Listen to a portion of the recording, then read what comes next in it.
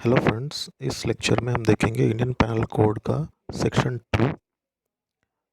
Section 2 कहता है कि punishment of offences committed within India. So ये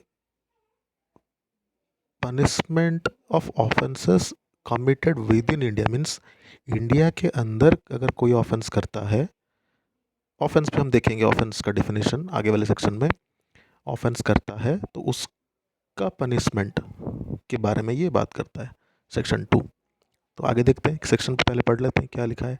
every person shall be liable to punishment under this code and not otherwise for every act और omission contrary to the provisions thereof which he shall be guilty within India.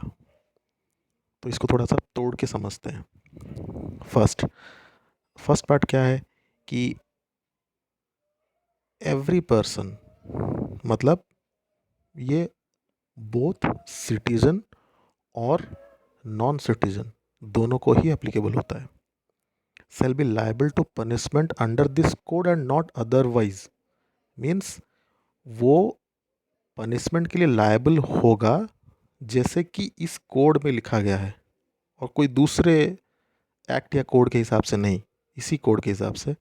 For every act और omission contrary to the provisions thereof का मतलब Indian penal code.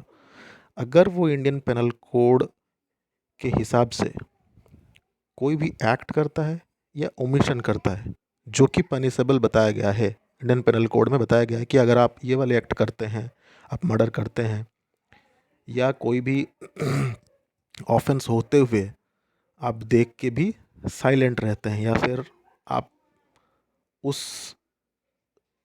चीज़ को omit करते हैं जो omit करने से वो ऑफेंस कॉज होता है, तो ये सब के लिए आप इस कोड के हिसाब से मतलब इंडियन पेनल कोड के हिसाब से लायबल होंगे पनिशमेंट के लिए।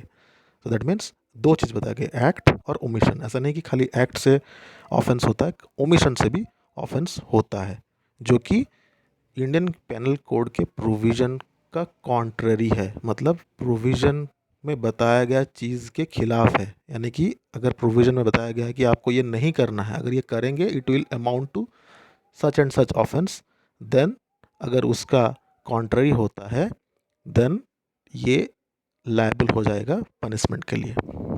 एंड लास्ट पार्ट है of which he shall be guilty within India. अगर वो प्रूव होता है, यानी कि उसके अगेंस्ट में केस चलता है, केस में प्रूव होता है कि वो गिल्टी है for that particular offence that may be committed by act or by omission, then he will be liable to punishment. तो दोबारा रिवाइज कर लेते हैं। पहला तो है every, it applies to every person, मतलब सिटीजन हो सकता है, यानी कि इंडिया में कोई अगर सिटीजन कोई क्राइम करता है या ऑफेंस करता है then also it is applicable. कोई नॉन सिटीजन यानी कि फॉरेनर भी करता है then also it is applicable. That means ये ओवरऑल एक इंट्रा टेरिटरी, यानी कि टेरिटरी के अंदर, इंडिया के अंदर इसका एप्लीकेबिलिटी कैसा रहेगा। So you can understand now कि इंडिया के अंदर इसका applicability both citizen and non citizen के ऊपर होगा। Correct? I hope this section is clear now. Thank you.